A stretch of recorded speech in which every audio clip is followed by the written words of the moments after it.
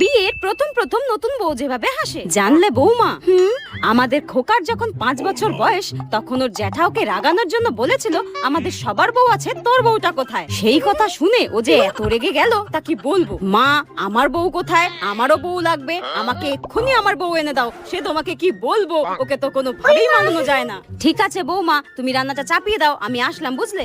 ঠিক আছে। 1 বছর পর যেভাবে হাসে। এই বৌমা, শোনো শোনো শোনো।